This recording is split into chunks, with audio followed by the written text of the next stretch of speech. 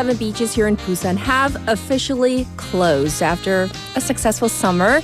However, there are still a fair number of swimmers in the water as summer is still lingering even though we have kicked off September. But the official beach closings, what this means is that there are no safety personnel on site, and that could, of course, lead to safety gaps.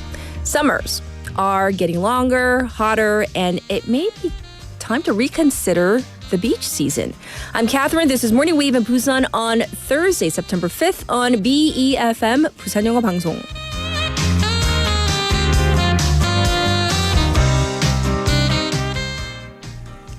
Good morning, Wavers. I hope you are all doing well.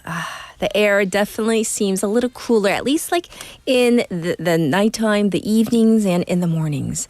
However, we go right back to summer weather during the daytime, and this is definitely changing what the beaches look like in September here in Busan.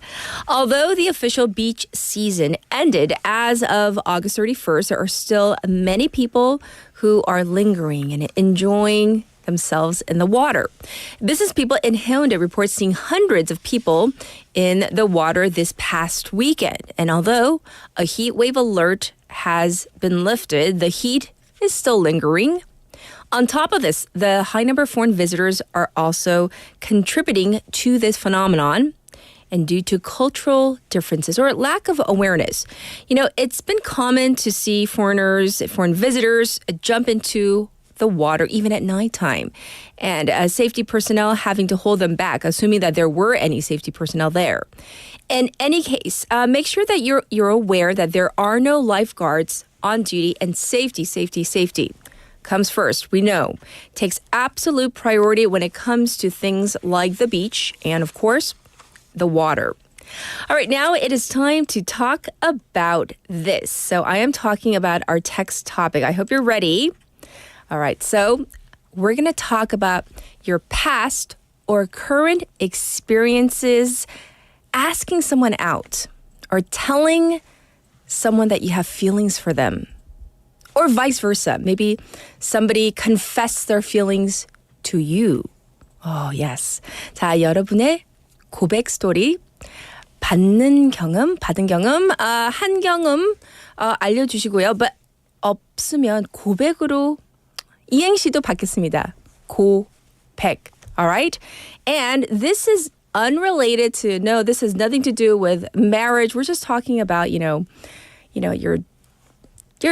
experiences of confessing your feelings for somebody, or vice versa, having that, told to you. 그래서 이런 거 저는 제일 부러운 거 이런 거예요. 저 한 번도 못 해봤어요. 오늘부터 1일? Because it's just not culturally, in the States, we didn't really have that. Or at least I never experienced that. It was never officially like, 땅, 오늘부터 우리 사귀다. Like, maybe in middle school, but, as an adult, not really. It was kind of more of a fluid, natural kind of situation. So, and always, like, you see in the dramas, is this true? 진짜 이렇게 하는지 저도 궁금해요. 라면 먹고 갈래? Is that a real thing? If someone said to you, someone of the opposite gender or whomever, if someone said to you, 라면 먹고 갈래? Is that like a signal? Is that like a green light? So anyhow, you can send all your stories into BFM's live stream live chat on YouTube. So go to that platform. Search for BEFM or 부산 영어 방송. You can subscribe, log in, and chat with our other wavers. Also on your phone, pound 9050, and that's going to cost you 100 won. You can also reach me for free through our Kakao Talk channel. And for this, it's easy to send in photos if you like, so it's a one-on-one chat with me, and I do respond to all of your messages. The ways you can listen to us, 90.5 and 103.3 FM in the Busan area. We also, like I said, have our YouTube channel. We can watch in real time, watch again on YouTube as well. And we have also the Patbang app where you can listen at your leisure. It is Thursday. We have Lydia coming in for Beyond the Headlines. We also have Haeun with City Insights. For our special interview, we are going to be talking about the situation in Gaza, in particular, about this whole ceasefire that has been, out for discussion. Israeli protests demanding the ceasefire and what Benjamin Netanyahu is gonna do. We're gonna get our experts' take on this. This is in hour number 2. I'll be back with today's headlines.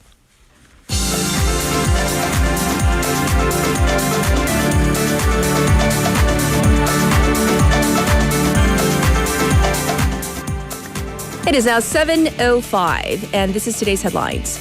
Government unveils pension reform plan, raising the contribution rate to 13%. The government proposed raising the pension contribution rate to 13% from 9% and differentiating the pace of raising the contribution rate by age group in what would be the biggest overhaul of the system in 21 years. Hospitals cut down on ER hours as Yoon makes late-night ER visit. The health ministry has begun dispatching 15 military doctors to emergency rooms or ERs yesterday to fill the staff shortage as President Yoon Suk-yeol made a late-night visit to a regional emergency medical center to encourage the staff.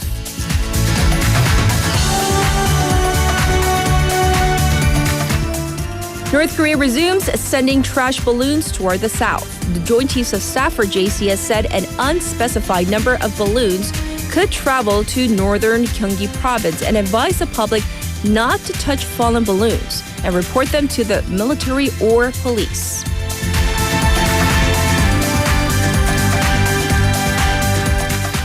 South Korea and New Zealand agreed to boost security cooperation. President Yoon Suk-yeol and New Zealand Prime Minister Christopher Luxon condemned growing military ties between North Korea and Russia and agreed to enhance security cooperation during their summit yesterday.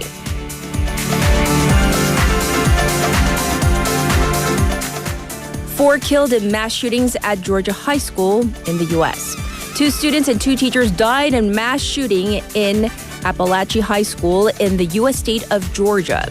Officials named 14-year-old Cole Gray as the suspect. And these are today's headlines.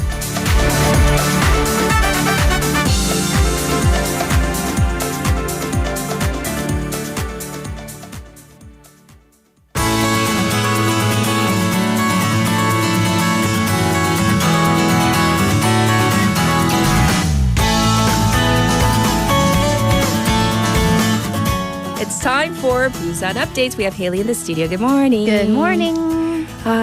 It's a beautiful morning, is it not? It's a nice morning. It's nice and cool. A little bit crisp. Yeah. And I love our text topic. I do too. We were talking about it for like 30 minutes, like straight. We had to run to the studio because we realized we're like, oh my God, we gotta go outside. to. Yeah. But we can't, say everything we really want to say on air. But how about some PG stories? Like, all right. So I was in high school. So it was real cute and real innocent. My first boyfriend, he 고백. He gave me, it was Valentine's Day, I think. He gave me a bag of the chocolate, the kisses. Oh, right. And I was like, and it was like, kisses. it was like a bag of the silver kisses. And I was like, oh, and it was just like them filled in a bag. And I was like, why? And then he wrote in a card, like, these are the only kisses I'll give you for now. And I was like, oh, we were 16. now. This is so innocent. Yeah.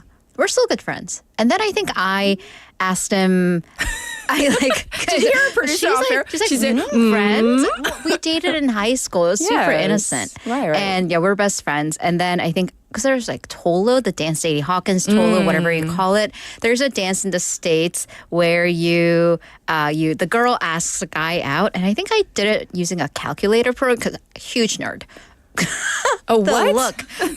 Because we of had disgust. the graphic calculators, and you could write programs. It was like early day coding, and On our calculator. right? And then I wrote a program where it was basically like you write an algorithm like, are you free February 20th? Yes, no, yes. Do you like Haley? Yes, no. Do you want to go to the dance or And the only options were yes or yes. So I was like super 탑정너. We were dating. I was so cute. You guys, we were so cute when we were all calling yourself 16. I was adorable 16-year-old. 피디님 이건 좀 스스로 막 좀 귀엽다 그러는 건 좀 I don't know. All right, let's jump into our first update. The Busan International Film Festival, BIFF, opens in just about a month, and we got a glimpse into what we we can look forward to, right? Which, by the way, would be a great date place if you're looking to, Don't you miss confess that, like your that love. 설레임? I don't know. Okay. Once okay. again, no longer Back to 16. updates. Yes. So Biff turns 29 this year, and it'll open on October 2nd through the 11th across Busan, but mainly at the Cinema Center and in the Haeundae area. Of course, there's community Biff going on in Nampodong. Yes. So Biff organizers held a press conference earlier this week and gave, presented their direction for this year. So let's get the official figures out of the way. There will be 224 films from 63 countries. Also, that jumps up to 279 if we're including community Biff programs as well. Okay. And 86 world premiere films. The opening film is called Uprising, Ran, and this is a period piece based in Chosun. It's directed by Kim Sang-man, produced by Park Chan-wook. Oh, the Park Chan-wook, okay. Old Boy, Decision to Leave. And the closing film is Spirit World by Singaporean director Eric Koo, starring the Catherine Deneuve, Oh, the French really? actress. Right, so this is really interesting.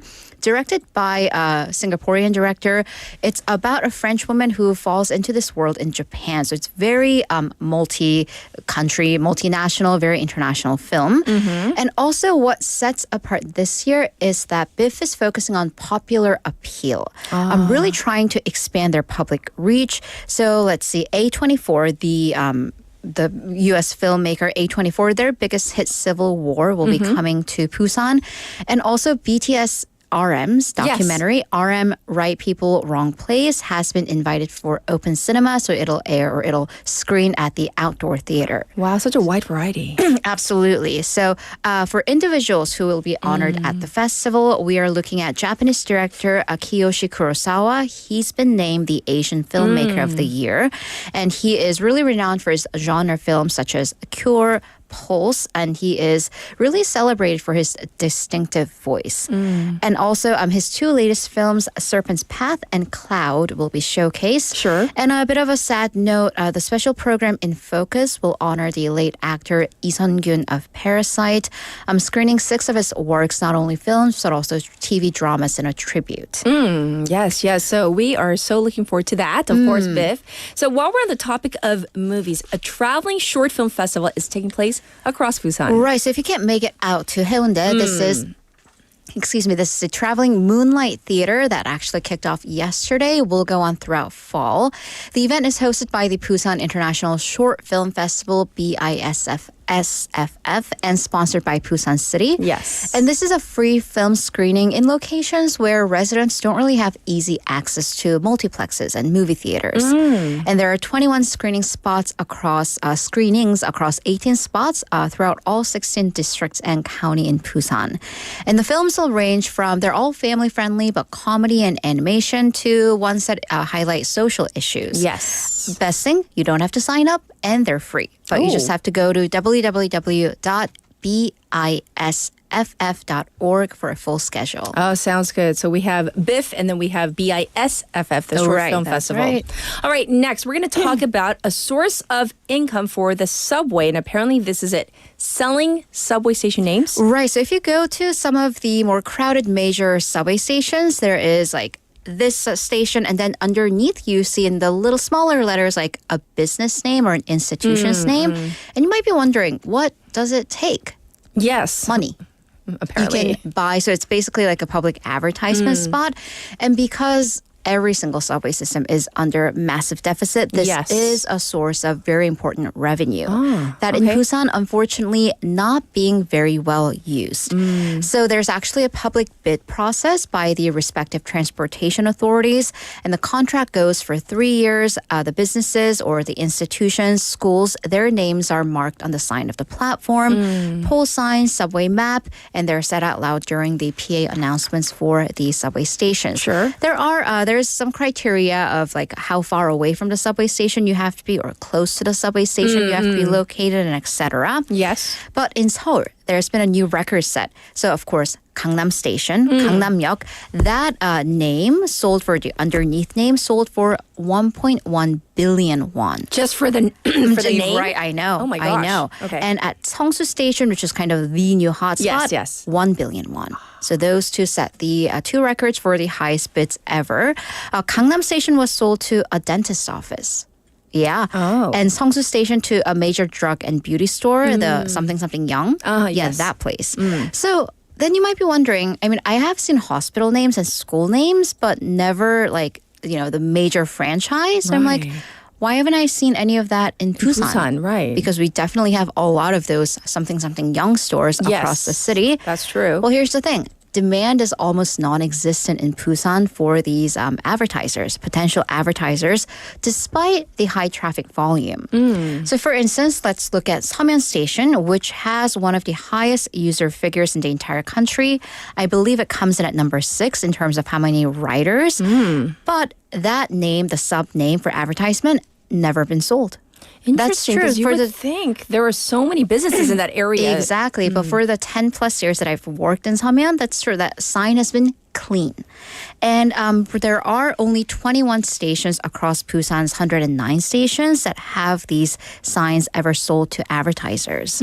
Yes, and why is it though? Well, number one, lack of corporations. So it all goes back to that issue because Yes. there are very few corporations in Busan to begin with that can afford such advertisements. True. Because they're not cheap. And those that are here are actually branches of the central headquarters, which are mostly located in the capital area. So they don't really have that deciding power. I see. And then there are only 2 stations, Centum City and Hadan, where advertising rights have been sold to corporations, which is vastly different from Seoul, which makes, by the way, 4.3 billion won in sales of such advertisement names each year. In Busan, usually the most popular buyers or bidders are hospitals, and they're usually sold at base price. So there's not really bidding going on. I see. Well, excuse me, for both of us.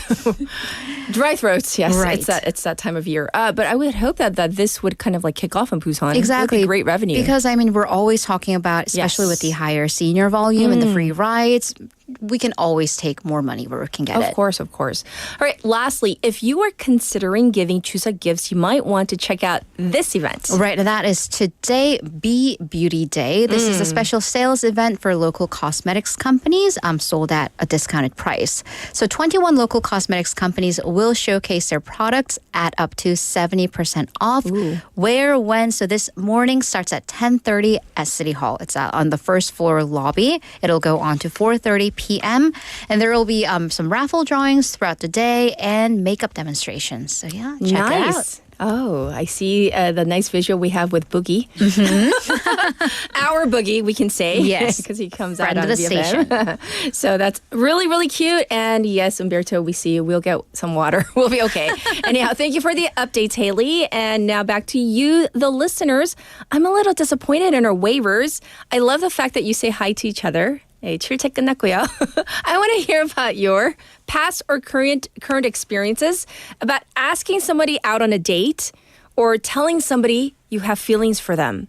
여러분의 고백 스토리를 지금 기다리고 있는데 I see a couple that have popped up, but then not so much so. And this has nothing to do with whether you're married or single. Like 옛날 거 얘기해줘도 재밌잖아요. 없으면 고백으로 이행시도 받고 있습니다. So here is your traffic and weather.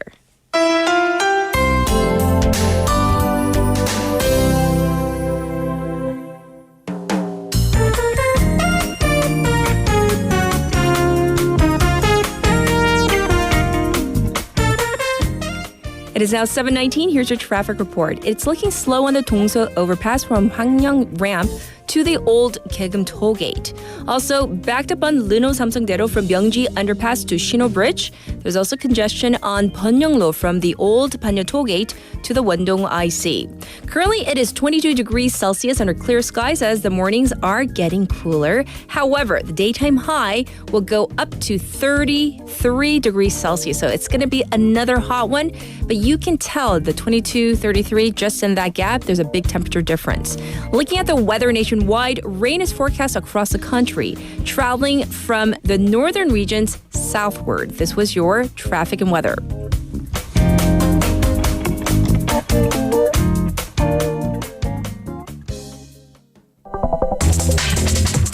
you an early bird? Are you up to date on the news? Are you a trendsetter? For all of the biggest issues from Busan to the world and useful information you need, right here on Morning Wave in Busan.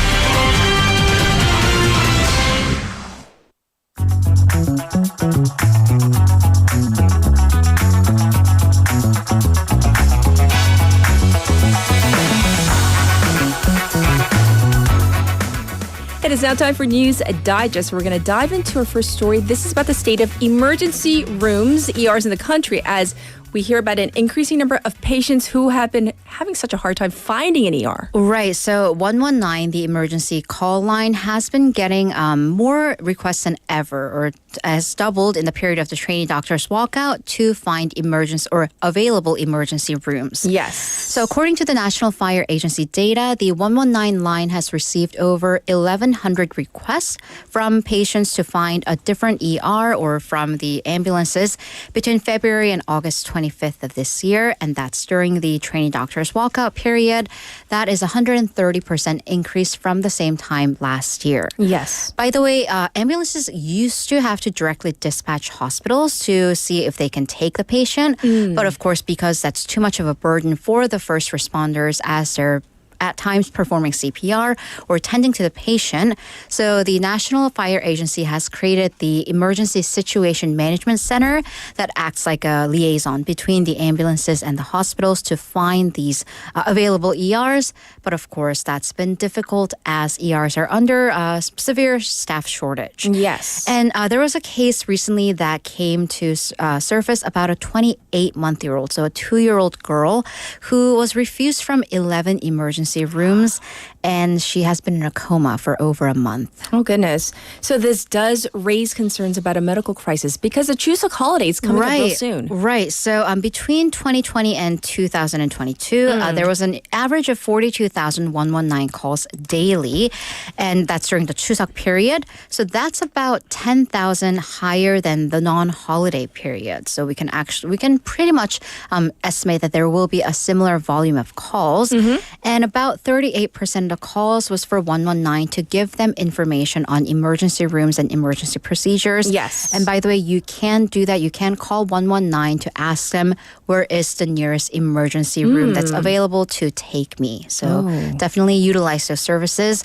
Hopefully you won't need them, but if you do need them during Chuseok, there it is. Yes. And the health ministry is still maintaining the position that the situation at this point is still manageable. Right. So the Vice Health Minister, Bang Min-soo, said in a radio interview yesterday that while there are some difficulties in spots, the authorities think they can overcome these difficulties. So he stated that the number of ER patients has actually been decreasing, and the government's patient distribution or dissipation system has been working. So he stated that, yes, there are clear hardships and problem areas, but the government makes its assessment based on all cases, and he said, quote, including those not featured on the news. And he added that the dispatch of military doctors, which started going out yesterday, will help, and that the ministry believes that the hospitals will cooperate with the government's calls to expand the number of on-duty emergency rooms during the Chuseok holiday. I see. So as this medical void, we're continuing with this sort of stalemate. A new semester has begun. However, medical students, they have not come back. Right, and that points to possible issues in the future because if they don't fulfill the required number of classes, they won't be able to take the board certification exams. Then that's a hit on the pool of doctors or training doctors for next year. So universities have reopened for the second semester, fall semester, along with medical schools, but the return rate for medical students is actually very low. So there are 9 non-capital area national universities medical schools. Yes. According to their tuition data, only, and this is all together, 180 medical students out of 4,696 have paid their tuition so far this week. That's 3.8% of the total. This includes 13 at Busan National University. We need 13 students, 13 right? students.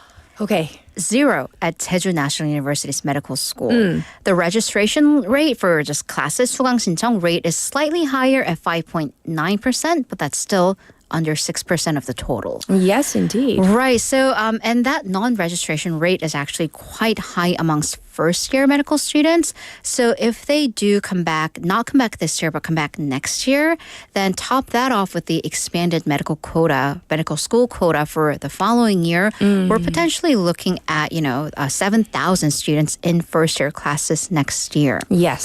So schools have extended their tuition deadlines to October for medical school to try to encourage the students to come back. Well, the government also has a slightly rosier projection. Vice Prime Minister and Education Minister Lee Joo-ho said yesterday that there is a full possibility that the medical students may come back during September, although he did not provide a reason as to why the government believes this, and that the golden time for them to come back is within the month if they do want to take their boards exam. Okay, so that's what's going on with the medical schools. Next up, the police have launched a concentrated reporting period for deepfake sexual crimes, and already the results, we'll just say, eye-opening. Right. So the police have completed 5 days of the concentrated crackdown on deepfake sexual crimes. It apprehended 7 suspects. 6 of them are teenagers. So during this 5-day period, the police received 118 cases of deepfake pornography created. They identified 33 suspects, apprehended 7.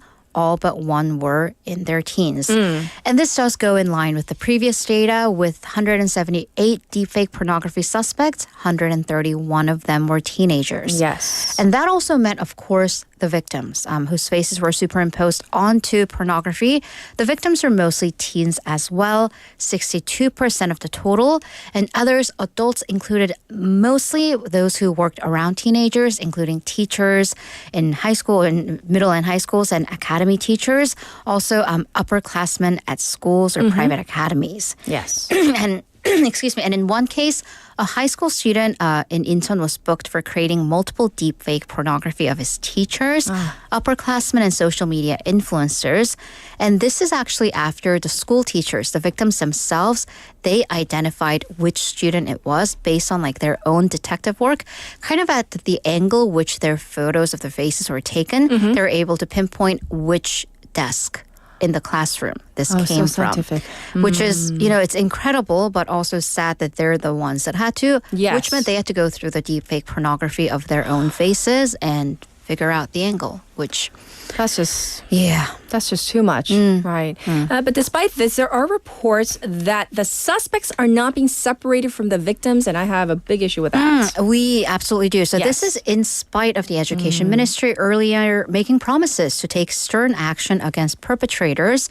You think one of those steps would be separating, the teen victims from their perpetrators. And of course, in any school violence or sexual violence cases, separation is one of the most critical steps. But that's not being done. Let's look at one case lodged at a middle school in Gwangju. Okay. A 13-year-old boy at this middle school was found to have made allegedly deepfake pornography of 6 of the students. The school violence committee, which convened, handed him a level 2 and level 3 punishment that's out of a 10-tier level. Okay. So that includes banning him from contacting, threatening, or taking revenge against the victims, and also a 5-hour community service done at the school. That's it? Yeah. There's also a police investigation going on, but because he's a criminal minor under the age of 14, the domestic court is presiding over the case. But the victims say that while he is not allowed to contact them, there's no physical separation. One of the victims, she's in the same class as him. And the others, of course, still have to run into him at the cafeteria, in the hallways. So the parents of the victims expressed outrage, rightfully so, and said they're considering lodging an administrative suit against the school. So the education authorities said that this was just them following the school violence committee's ruling, and they will look for ways to help the victims, which once again goes back to the need to separate those two. I don't understand the people on the school violence committee then. I just don't. In the meantime, they don't have daughters. Yes, many of the deepfake content not even being deleted. Is this true? Right, unfortunately so. So it's just an onion, layers upon layers of problems being unveiled. Yes. So the Ministry of Gender Equality and Families said that it has received requests from around 940,000 100,000 deepfake and other illegal images to be deleted, but about 30% of them remain undeleted. And of course, this has to go back to the platforms. So this then raises calls for revising relevant regulations to ensure that the company's social media platforms and chat platforms, they comply with these requests at a time when this is such a sensitive issue, and that figure has spiked. And basically, a lot of women fear that, well, this can happen to anyone. Yes. So Representative Kim Nami, who released the data yesterday, called for exceptional measures as she says the government's policy of self-regulation for these platforms have proven insufficient. Well, of course, we will continue to follow these stories because they affect everyone. It's not just parents with daughters. No. This is on the country, on everybody to be Right. more responsible. All right, lastly, we go to Ukraine where President Vladimir Zelensky may be preparing for a government reshuffle, hinting at a change of pace in the war. He actually most certainly is. On Tuesday local time, several of his ministers and cabinet members resigned. This includes the foreign minister, and some key positions like the strategic industries minister, who's in charge of weapons production, and the justice minister. So speaking during his nightly video addresses on Tuesday, Ukrainian President Volodymyr Zelensky said that this fall will be extremely important for Ukraine and the government needs to be strengthened. So over half the cabinet ministers need to be changed. Yes. So he said that Ukraine will achieve all the results that they need ahead of a planned visit by him to the U.S., at which point that's scheduled for October. He's expected to present a victory plan to President Joe Biden and get the U.S. approval for the necessary funding and support. Yes, that's what's going on. And of course, we will continue to follow what happens in Ukraine and of course what happens in Gaza as well. Thank you for all the news. We'll check in with you in hour number 2. Thank you, Haley. See you in a bit. All right, before we get to our song break, I want to give a shout out to Im Byung-uk Waver because he sent in 이행시 for 고백 because that's part of our text topic. So I'm going to read one right now. It says, 고! Ghost in my bathroom. I was surprised and yelled. Peck. Back to 땡땡, HELL, right now. Okay. I don't know how that relates to 고백, the ghost, but it was really, really inventive and very creative. So thank you for that. We're going to get to our first song. This is 가을 아침 by IU. 이른 아침 작은 새들 노랫소리 들려오면 언제나 그랬듯 아쉽게 잠을 깬다 창문 하나 햇살 가득 눈부시게 비춰오고 서늘한 냉기에 재채기 할까 말까 눈 비비며 빼꼼히 창밖을 내다보니 335 아이들은 제잘되며 학교 가고 산책 갔다 오시는 아버지의 양손에는 효과를 할 수 없는 약수가 하나 가득 딸각딸각 아침 짓는 어머니의 분주함과 엉금엉금 냉수 찾는 그 아들의 게으름이 상큼하고 깨끗한 아침의 향기와 구수하게 밥듬드는 냄새가 어우러진 가을 아침 내겐 정말 커다란 기쁨이야 가을 아침 내겐 정말 커다란 행복이야 응성만 부렸던 내겐 파란 하늘 바라보며 커다란 숨을 쉬니 드높은 하늘처럼 내 마음 편해지네 텅 빈 하늘 언제 왔나 고추 잠자리 하나가 잠덜 깬 듯 엉성이 돌기만 빙빙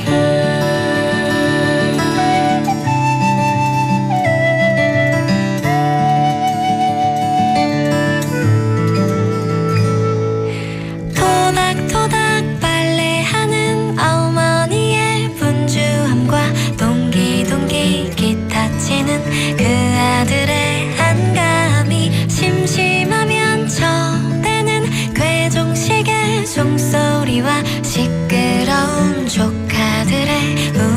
노랫소리 어우러진 가을 아침 내겐 정말 커다란 기쁨이야 가을 아침 내겐 정말 커다란 행복이야 응성만 부렸던 내겐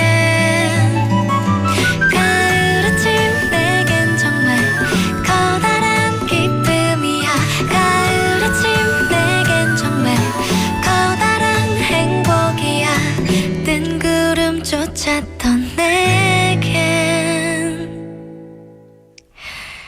이른 아침 작은 새들 노랫소리 들려오면 언제나 그랬듯 아쉽게 잠을 깬다 창문 하나 햇살 가득 눈부시게 비춰오고 서늘한 냉기에 재채기 할까 말까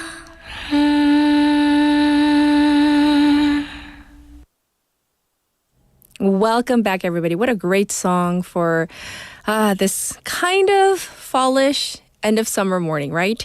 Our top story is about the beach. And you might be wondering, why are we talking about the beach in September? Because beach season officially ended at the end of August. However, for some people, beach season not really over. Actually, beach and vacation trends, they've been changing. People's summer vacations are spread further apart, even into fall, and different beaches have different programs that try to attract visitors during all seasons. For example, they have the earthing or barefoot walking programs. That's highly popular, as well as surfing. That's a perennial. Every year, people try that out.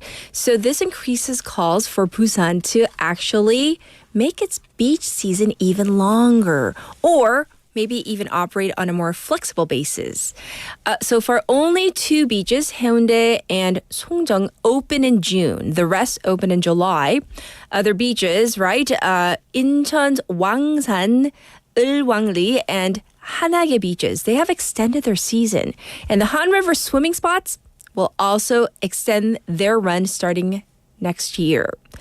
Well, the city's tourism bureau is aware of this need, and it's apparently in discussions with the relevant agencies and departments. And I really hope that they get this going because I feel like it's like a win-win situation. People, if it's so warm, they want to be in the water, to have maybe the lifeguards out there. But that, in turn, will help all the local businesses in that area. So I think it's a win-win-win situation. Back to our fun text topic today, though. We are talking about your past or current or recent experiences asking someone out on a date or telling someone that you have feelings for them. How do young people do it these days? I'm so curious. But assuming that, maybe you're not in your 20s, you can tell me about your past experiences. 자, 여러분의 고백 스토리, 받은 경험 아니면 한 경험 알려주고요. 근데 없으면, like I just read, the 고백 이행시, that's fine too. And looking at your messages, I gotta read Drift Monkeys, where to go. So he says, the one time I had the courage to ask a girl out that I had been in a situationship with. Situationship이 약간 썸 타다 in Korean, right? She says, I've just moved on. I was waiting for so long. Oh, that kind of breaks my heart. You had finally mustered up the courage to confess. I guess you waited. They say timing is everything. I think that's the only thing I can say to that. Timing is really important. Sometimes you have feelings, the other person may have feelings as well, but the timing, if it's not right, I'll read more of your messages later, but I got to get to our hot clip for today.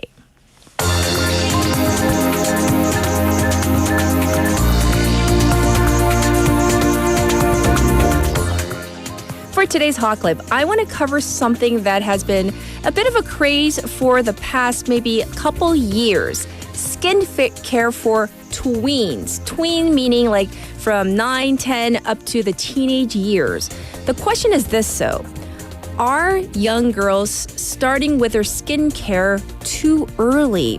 Here's a clip from The Today Show. kind of like a redness reducer kind of thing. 12-year-old Julia Panuto is part of the beauty industry's newest consumer group, Generation Alpha, children born in 2010 and beyond. And these skincare kids are obsessed. Whose skincare routine is more expensive? Oh, my daughter's, yes. Many of the teenagers drawing inspiration from Get Ready With Me videos on social media, showing off lengthy and expensive routines. Let's do my 10-step skincare routine. This video of Kim Kardashian's 10-year-old daughter North racking up millions of views. Gen Alpha was literally born with a smartphone in their hand. And so the access to watching influencers on platforms like TikTok and YouTube, where they're seeing these influencers. Annual skincare sales exploded from $7.8 to $9.2 billion over the last few years. But some adult shoppers are not pleased by overcrowded stores.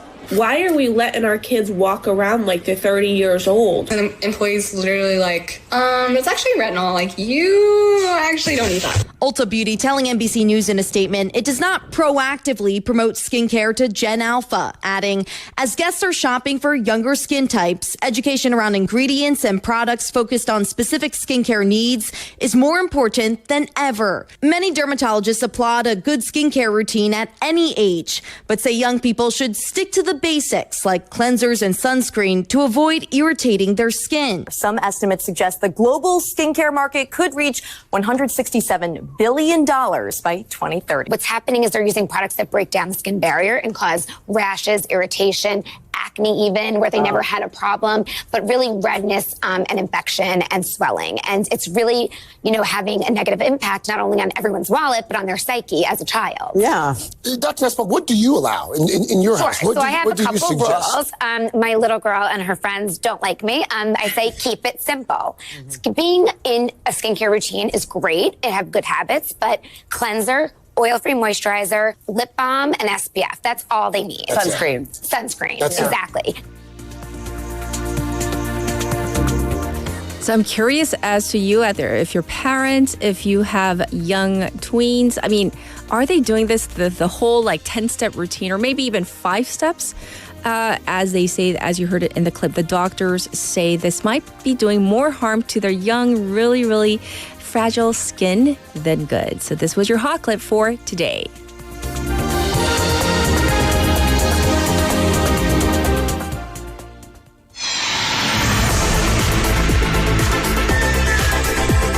Stay tuned.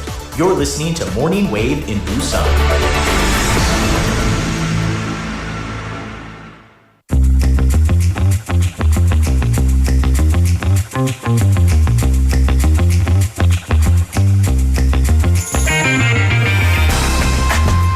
It is now time for Beyond the Headlines. We have Lydia here, and so she's our representative, Gen Z. Oh, I'm the Gen Z. Oh, thank you so much. I am honored. Yes, so we need to ask you, 요즘 사람들, young people these days, yes. How do you like confess, or do you even like, how is it done?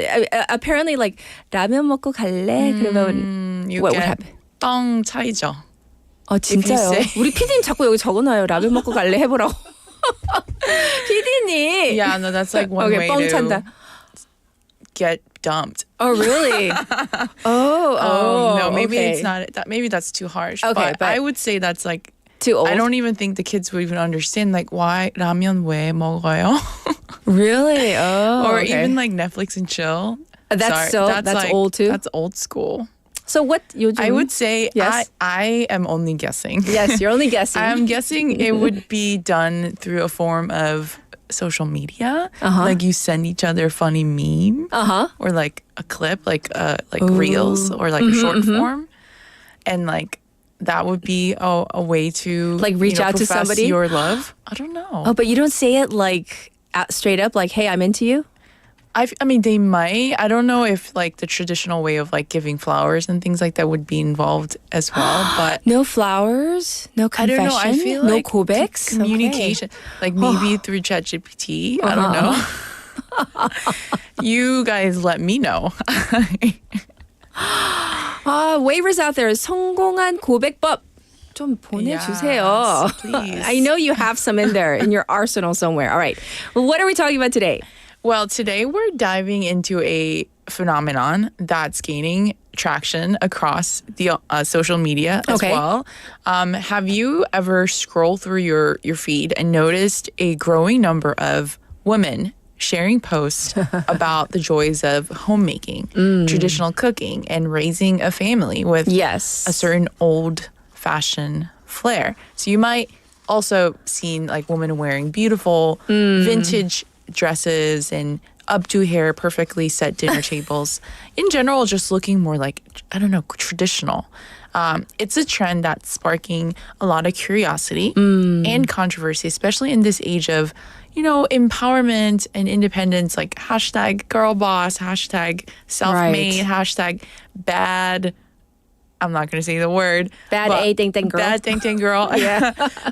More women are now taking traditional approach to romantic partnerships. Some say they're even opting out of workforce entirely in favor of so-called soft life, which centers around, you know, their home and their family and their own well-being instead of chasing the hustle. The hustle Can you and bustle. guess what? Yes. Oh, I so know what you're...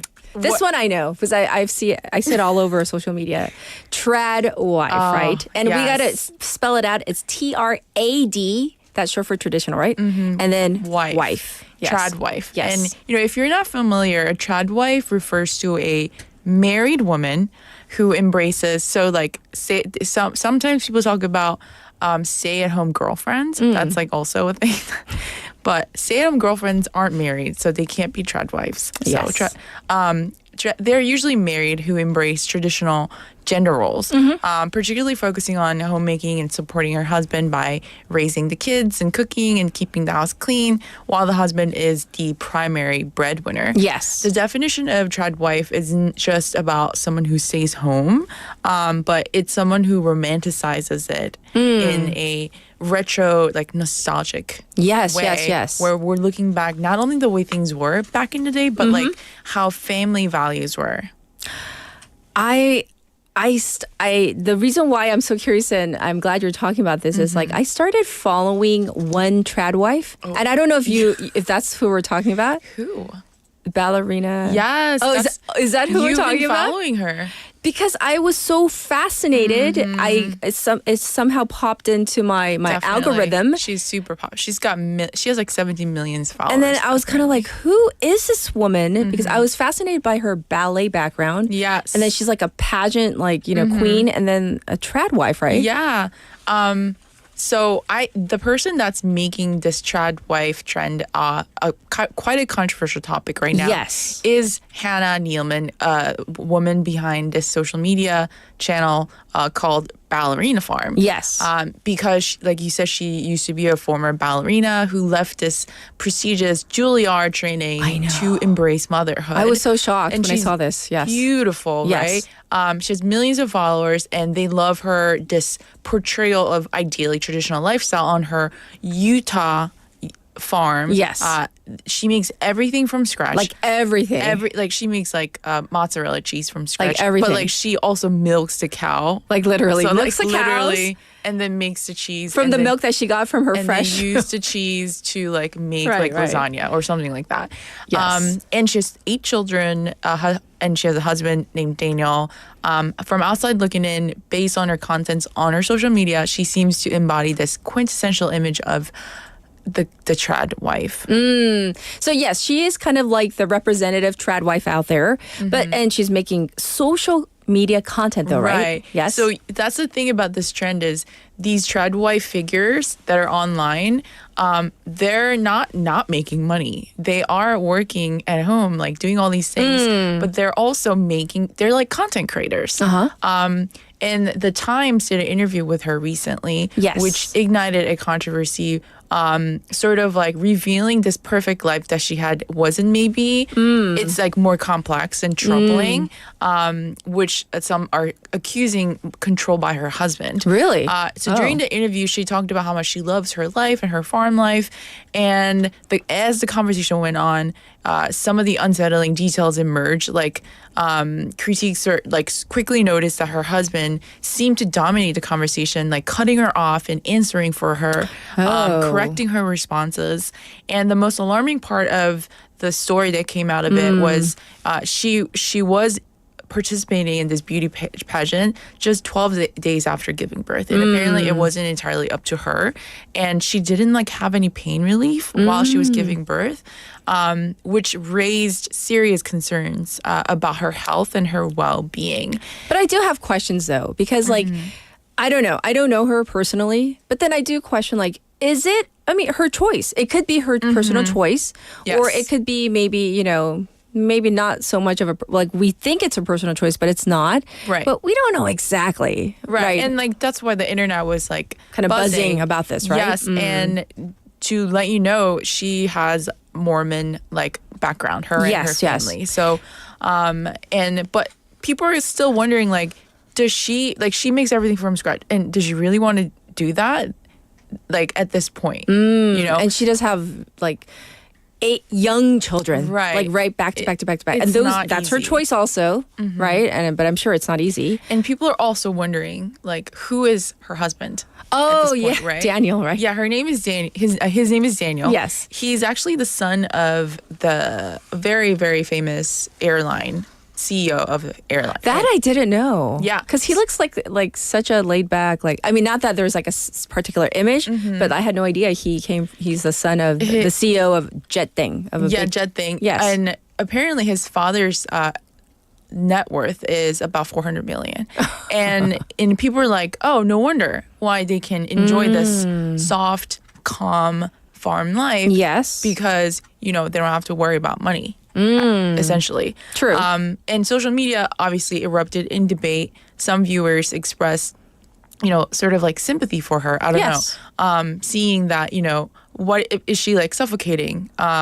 She had to leave like her career and do this, like motherhood. But some people are also saying she's embracing this farming life. I don't know. I always thought she chose this path because like that's what like you know, is portrayed like by her. She says she willingly chose this path because I wasn't just looking at the recent posts. I went back like archiving to see what she had to say, why she chose this path. I was kind of curious. I was like, you gave up this successful budding career, went to this prestigious, Juilliard, everybody knows all around the world. But according to her, she chose it, right? Yes. Right. And I think that's the crucial part about it. A lot of these trad wives, the way they narrate their stories is usually something about the conversion moment. Usually there's like this element of the story where I used to be a working woman. I used to be like this. I used to like want to climb the corporate ladder.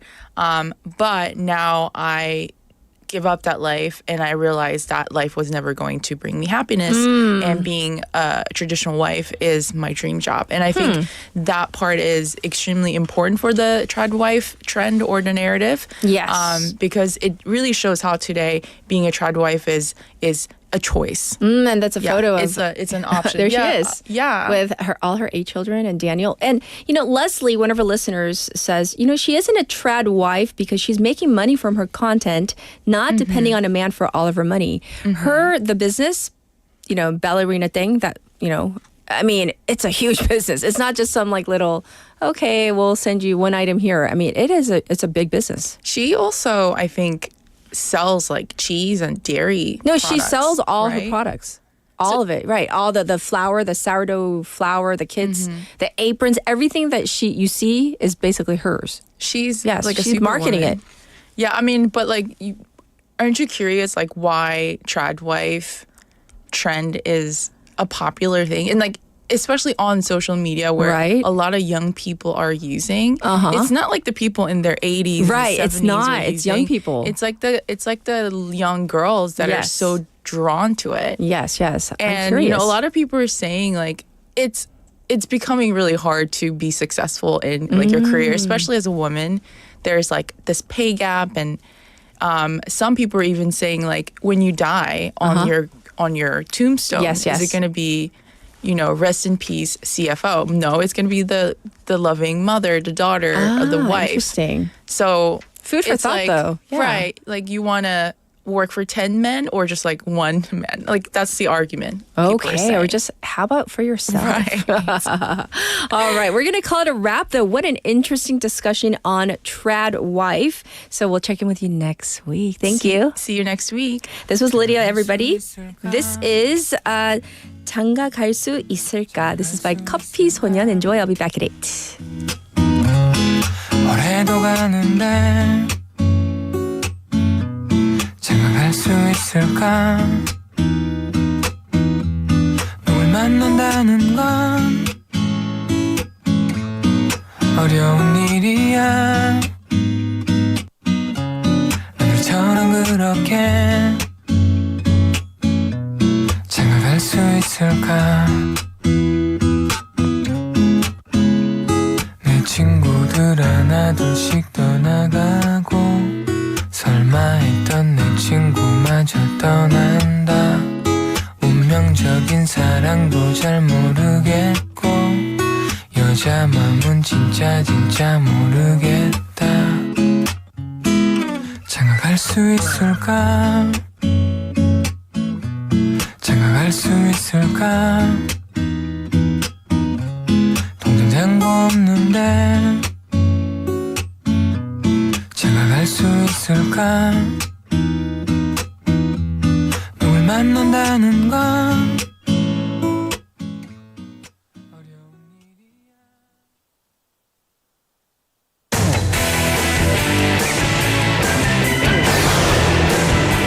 Your Bridge to the World.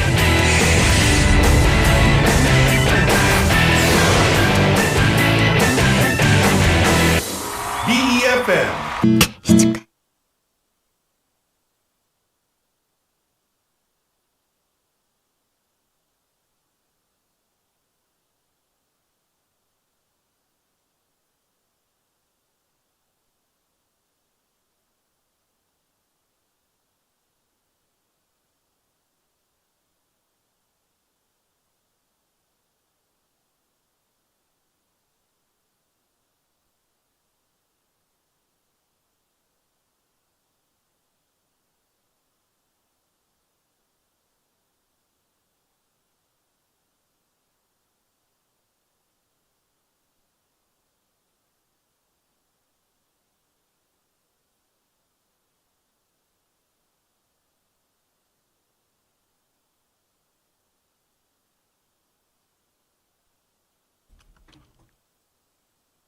는 대선공익재단과 BFM 부산 영어방송이 함께합니다.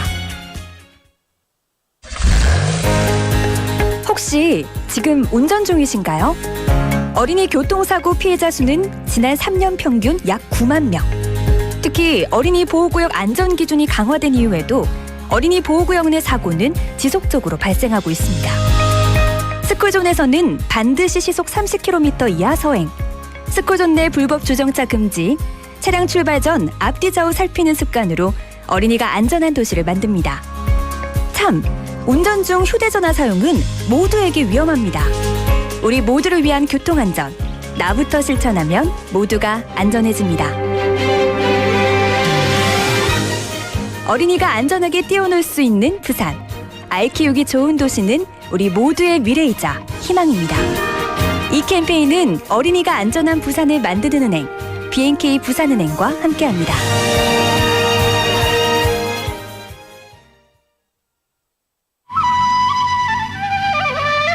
Hola, I am Rafael Salardi, a Peruvian living in Busan for 20 years now. After living in Peru, I fell in love with Korean culture, so I decided to move to Busan. I like feeling the warm sunrise at the beaches in Busan on sunny days. A cup of coffee while looking at the sea in the coffee city Busan reminds me of the Andes Mountains, a famous coffee producer in Peru. The reason why I like Busan more than anything else is the people. Even though I was not good at Korean, everyone treated me with kindness and friendliness. I really appreciate those who are so nice to me. I want to live happily ever after in Busan for a long, long time. Gracias, Busan. Global Global City Busan, we are all in it together. This campaign was brought to you by BEFM Busan 영어 방송. 지금 방송 광고라는 부메랑을 던져보세요. 소비자를 향해 정확히 날아가는 광고. 힘차게 돌아가는 경제. 부메랑처럼 다시 기업의 이익으로 되돌아오니까요. 방송 광고, 경제에 큰 힘이 됩니다. 부산 방송광고발전협의회.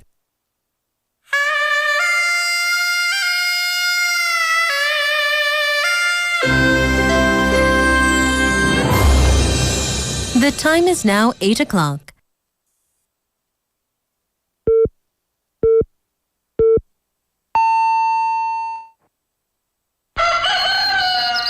Good morning, Dynamic Busan. Yeah, you're waking up. Time to shake it up. Tell the world good morning and find out what's going on. Well, hi there, folks. There's everything from comedy to lively chat to music. Broadcasting from a room about the size of your closet. All calls are recorded. What show is this? Live from Korea's dynamic city, this is Morning Wave in Busan. I'm sorry, who'd you say you were?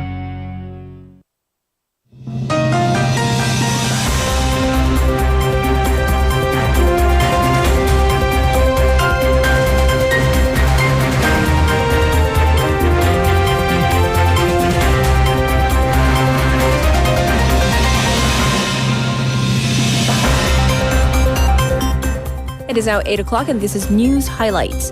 Government unveils a pension reform plan raising the contribution rate to 13%. The government proposed raising the pension contribution rate to 13% from 9% and differentiating the pace of raising the contribution rate by age group in what would be the biggest overhaul of the system in 21 years. Starting next year, the contribution rate for people in their 50s will be increased by 1 percentage point per year, those in their 40s by 0.5%, and those in their 30s and 20s by 0.33% and 0.25%, respectively.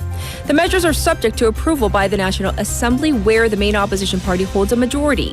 If the measures become law, it would mark the first increase of the pension contribution rate in 27 years.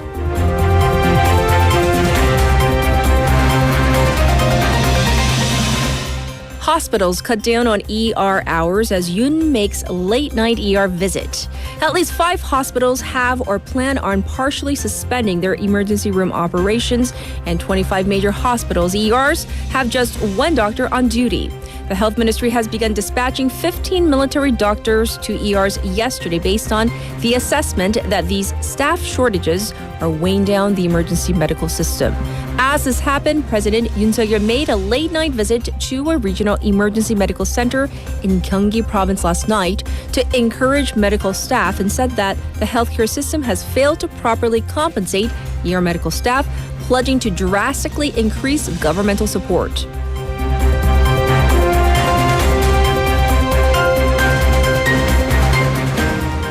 North Korea resumes sending trash balloons toward the south. North Korea again launched balloons like carrying trash towards South Korea yesterday, resuming its trash balloon campaign after a near-month-long halt. The Joint Chiefs of Staff, or JCS, said an unspecified number of balloons could travel to northern Gyeonggi province and advised the public not to touch fallen balloons and report them to the military or police. Since late May, the North has launched thousands of balloons carrying trash in a tit-for-tat move against anti-Pyongyang leaflets set by North Korean defectors and activists in South Korea. Pyongyang last launched such balloons on August 10th.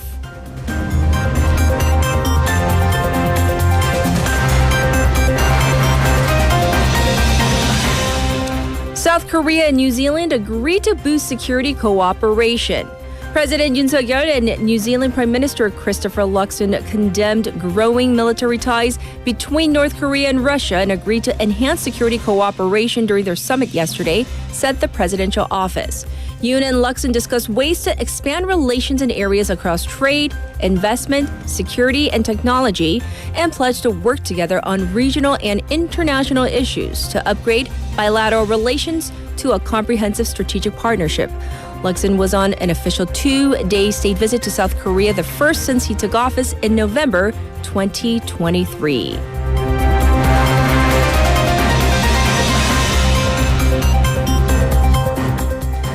4 killed in mass shooting at Georgia High School in the U.S. 2 students and 2 teachers died in a mass shooting at Appalachia High School in the U.S. state of Georgia. Officials named 14-year-old Colt Gray as a suspect. 9 people were injured and are currently being treated at local hospitals as students are being reunited with their families after what the police called an evil attack. The suspect is under police custody and faces murder charges. U.S. President Joe Biden says he is mourning the deaths of those whose lives were cut short due to more senseless gun violence. And this was News Highlights.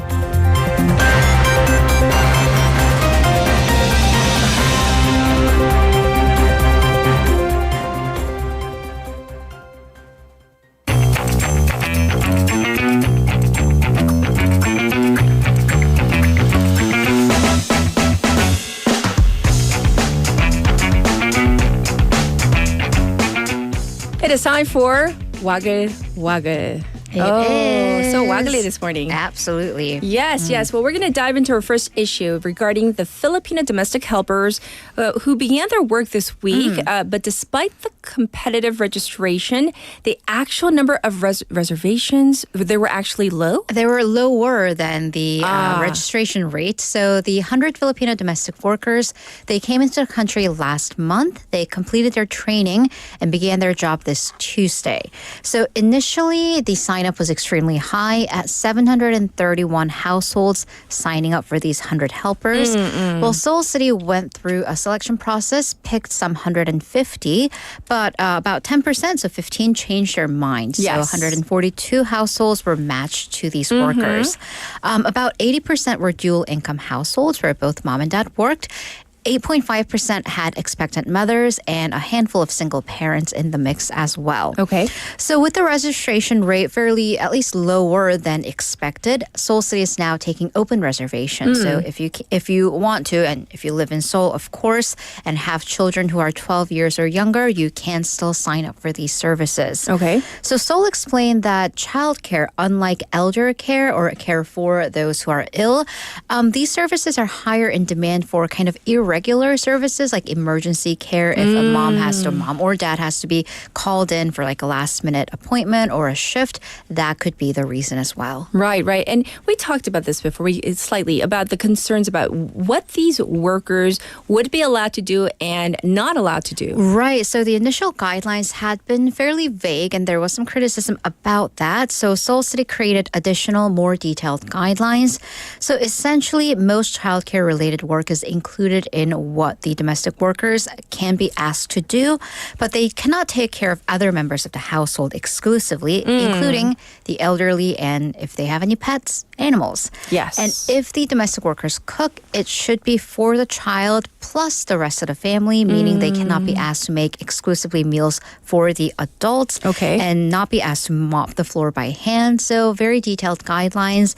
And, the key will be in whether these will be followed because there isn't going to be a supervisor at every home making sure everything is done properly. Right, right. So I certainly hope that the families, if they do hire these domestic helpers, that they treat them well. Right. It's by the out of guidelines. respect, Yes. All right. Sometimes wild animals make their way into residential areas, and now raccoon sightings have become common in Incheon? Right. So wild raccoons have been sighted in the Songdo area in Incheon. The Incheon Infrastructural Corporation have received multiple raccoon sightings or reports in urban parks. Yes. And on August 26th, a raccoon fell into the lake. Can they not swim? Because one had to be rescued by first responders. Oh, really? Yeah, which is, the raccoon's okay. So it's I was getting cute. like beaver and raccoon mixed up. Right, Can they not swim? Beavers, yes, but sure. raccoons, I guess not. Right, and we say but anyways, there have been other reports requesting wild raccoons to be caught in the park. So animal sightings have been common around golf courses as well. Makes sense because I'm assuming the animals used to live there. So some caddies at the golf range are said to be on friendly terms. They've been quoted as being on speaking terms with the animals because the caddies will speak and they'll come and just kind of hang out. So once again, this is likely due to development, whether it's housing or plants or, golf ranges in the forests and mountains, driving them out of their habitat. And the raccoons may be following the food laid out for stray cats. But here's the thing. They look cute, They are much cuter than North American raccoons, I have to say. Oh, they're because, oh my God, those huge. are terrifying. Yes. But animal control says to please keep a safe distance. Don't feed them. If you're out walking, especially if you have dogs on, always keep your dog on leash, but avoid shrubs because raccoons could be hiding in them and they could be more aggressive towards other animals. And also, raccoons by nature will not attack humans unless provoked. And if young children think, oh, they're so cute, they stretch their hands towards them, then they might get aggressive. Yes. Also, because these are city raccoons at this point, there's very small chance that they have rabies. But if you do get bitten or, scratched, do visit a hospital just in case. Oh, and we put that photo up, and one of our listeners, BB, says that looks like a possum, almost. Yes, that does look like a possum. And as Leslie points out also, raccoons can carry distemper and rabies. Stay away from, and they're all affectionately called trash pandas. They are. In the States, that's what we call them. Because they go through the trash. And so do I've actually never. Possums sometimes are bigger than raccoons. Yeah, they're in terrifying. the States are huge. I mean, yeah. Yes. Stay away. All right. Singles. Oh, singles have different ways of meeting people. But the latest trend in Spain involves an upside down pineapple. All right. Okay. Allow me this tangent, but in high school, my high school student body association, I was a part of that, had a Valentine's Day gimmick. If you're happily in a relationship, wear red. If you are single, wear I think white, sure. And then if you are looking, if it's complicated, or if you're looking, wear yellow or some other middle color. It's I wore black in protest because I was like, you know what, I refuse. Anyways, yes. But there are ways of giving green lights to someone, saying that you are available, single, and ready to mingle. Well, in Spain, that would be walking around in a grocery store during a specific hour with an upside down pineapple in your hand. The biggest sign you're available. Come, that's your best come hither gesture. So if this is a pineapple, hold it upside down. And yes, we have water now. Okay. So if we're in the market, this is a you cradle it, and I'm single. Yeah, exactly, you're single, and you have to show it like this. Well, I'm assuming, right, or just hold it like this. I don't know. Yeah, here's a sign. Oh my! Oh, so, there they are. Yeah, there they are. Oh, okay. Now we have a visual. Yeah, and I mean, that girl's dressed too. Yeah. So it's inspired by an online dating game. Of course, it's on social media. Of course, it's tick something. Single young people have been told to pick up a pineapple from the fruit aisle, hold it upside down. Yes. And then you're not just roaming. Go to the wine section. Oh, that's why they were in the wine section? That's why they're in the wine section. Okay. Yeah. Okay, and then? So if another shopper sees the pineapple and they're interested, they will tap your cart with theirs, a little bloop. But what if it's an accident? Then you say sorry and you run the heck out of there. It's like the real life version of swiping right on a platform. Okay. I like it. You know how, and this is what I find so funny. We used to use emojis. Well, remember when F-Book had a poke function? We had that, and then we had emojis. I still don't know what the eggplant means, but now this is the real life emoji. You don't know what the eggplant means? Well, I know. Okay. Oh, okay.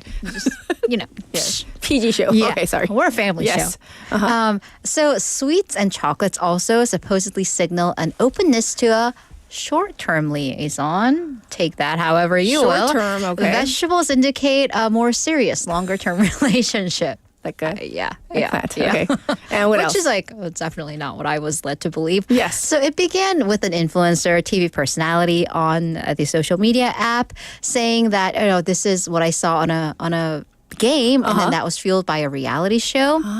But this is what's interesting. Lydia, our resident Gen Z, said, maybe sending them a DM, but that's a millennial thing. We might have outed yourself. Yeah, because Gen Zs are sick of DMs. They are sick of online stuff. They're actually going away from dating apps and preferring real life meetings. And actually, I have heard a story, and maybe we'll cover it at some point, that Tin Deng, the swiping app, they've actually been trying to they've seen a decline in new membership amongst young people. So they have launched, for one, several running clubs across major cities because they are trying to get people to meet in real life because that's what they, I guess, want to do. You want to be shocked? Yeah. Leslie says in the States, pineapples are a symbol for something else. Okay, I'm gonna go. Well, all right. I'm assuming that's something we can't say on our airwaves. Once again, it's not a family bad show, word, but it's for yeah. swingers. I didn't know. I didn't. I mean, Be careful I guess with your I wouldn't know. pineapples. So in Spain only, if Yes. you're single looking for a relationship, upside down pineapple. 그리고 한국에는 they don't normally carry the full like. I mean, that just pineapple. means It's you're going to usually get in a lot can, of right? food So- trash. So For our final story, in this economy, an honest business owner, very much appreciated, right? very much so, Yes. especially if you're like me, a driver, you probably know which gas station in your neighborhood has the lowest rates. And then, when you drive by it, you keep tabs and like, oh, that's like 101 more expensive than Yes. it was yesterday. I'm Right. going to put my car in neutral and just cruise. Well, a gas station owner in Jeongeuk, Jeonbuk province put a sign up telling their customers to put the minimal amount of gas you need today. Because Tomorrow it's going to be cheaper. Are you serious? I'm for real. Right. So this is, a sign of great consideration. And yeah, that went over really well in person and online. Many people pledged that, well, I'm going to become a loyal regular at this gas station because That's wonderful. yes. Yeah. What a good person. Because we definitely have some business owners that are the No one opposite do of that. Yeah. And he said 많이 인하예정. So it's going to go down by quite a bit. So come back tomorrow. I wish we'd lived in that area. We would I go. know. I would be in line. All right, finally, let's get to our 2024 Paralympics coverage. Right. So I want to highlight some interesting stories coming out of Paris and some athletes. One triathlete, Kim Hwang-tae, who swam in the River Seine without his two arms. So he's 47 years old, Okay. which, I mean, at that point, anyone doing a triathlon is incredible. Yes. So in this category, for his level of disability, he swam 750 meters, cycled 20 kilometers, and ran a 5K. His time, 1 hour and 24 minutes. Whoa. He finished 10th out of 11, but, he still achieved his goal of finishing the swim course, quote, alive. That's all he wanted to do. Okay. Also, the river current was apparently faster than during practice. So Kim lost his two arms in an electrocution accident back in 2000. After that, his goal soon became competing in the Paralympics. So he actually tried multiple sports like running, Nordic ski, and taekwondo until triathlon became an official event. I see. And also, this is very moving. His wife is his handler, which means she helps him change in and out of his clothing, swimming suit to the running suit. And also, during the bicycle portion, he has to put on his prosthetic arms in order to ride the bicycle. Sure. And because that transition time of changing, that's also counted in your official time. I see. So having that like rapport and that That's like chemistry important. with your handler is extremely important. And actually, he lost his arms. That accident was a month before his 상견례, the parental meet and greet. So that was like right before his wedding? Some couples may not have made it through it's that. difficult to It's survive something like Definitely. that, yeah. But his wife stayed with him during the entire treatment and rehab process. So he says he wishes now that para-triathlon tradition will continue. It wouldn't just end with him, and that his story can inspire others to not only join the support, but also those outside to support, to sponsor the sport as well. Yes, yes. And we also have another story. An athlete finally got a bed after having to sleep on the floor. Is this a true story? Right. So this is an Iranian sitting volleyball player, Morteza Merzet Salakjani. He is so tall that the normal bed couldn't accommodate him. Okay. And so until now, he has had to sleep on the floor. How tall is he? 246. 246cm. 246, 2 meters we and have a 46 photo. centimeters. Yes. By the way, he is the second tallest man in the world right now, the seventh tallest in the history of humanity, or at least since record taking began. Sure. So 3 years ago, he played in the Tokyo Games. He had a special bed made because of his height, but then he wasn't provided with a similar bed at the Paris Paralympics. The Paralympic organizers apparently didn't know about this, and after the story became public, they made the necessary extensions by putting 3 beds together to accommodate him. Yes. But despite the situation, Morteza and his team, they have their minds focused on bigger and better things, such as winning the gold, and that would make him a 3-time Paralympics champion. So he's already a 2-time Paralympic champion. Yes. Well, thank you for going into the stories of the Paralympics and explaining. Of course, we'll check in with you tomorrow, so thank you, Haley. Have a great day. All right. Let's turn to you for your traffic and weather.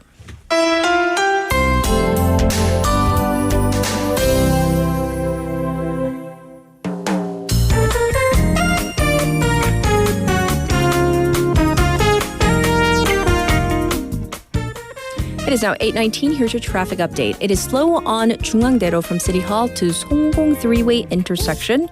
It's also backed up on Mandakdaero from the Mandak Cathedral to Mandok intersection. There was an accident on the Dongso overpass going out of the city on Jinyang ramp. However, that's been cleared up, but there's still backup ensuing because of this. It's currently 24. It's going to go all the way up to 33 degrees. And so that means there's a big gap between the low and the high. Across the nation, rain is forecast, traveling from the northern regions down southward. This was your traffic and weather.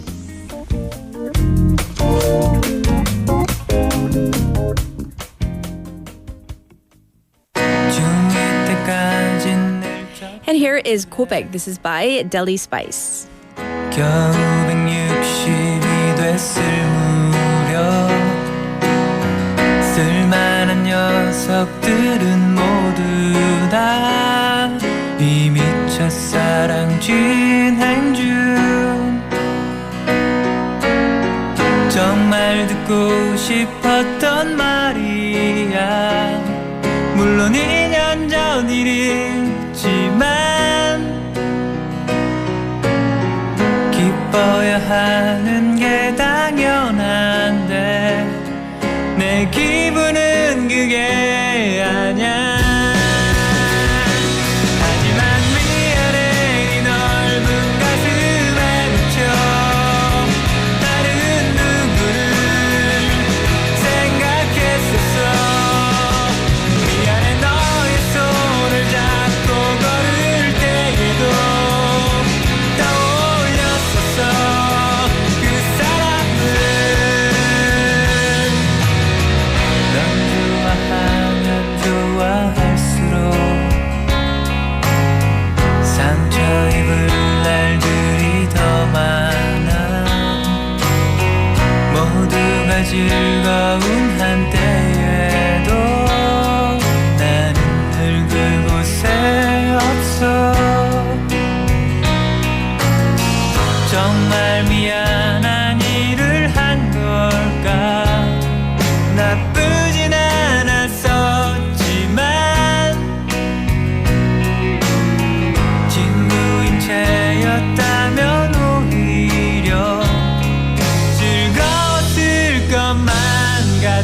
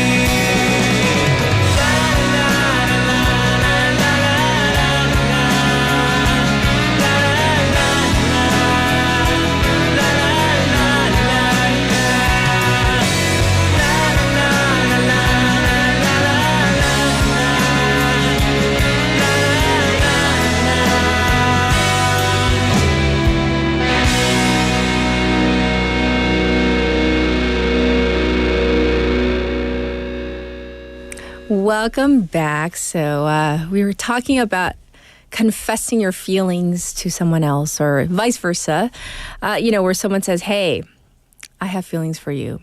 How does it usually go? And, I wish we had a lot of young, Gen Zers, chiming in. But, you can tell by the conversation in our chat room, especially on our YouTube channel, that of a certain age. Well, Tommy has a fun story, a lovely story, where he actually rented out an entire floor at a restaurant. It's on 달맞이.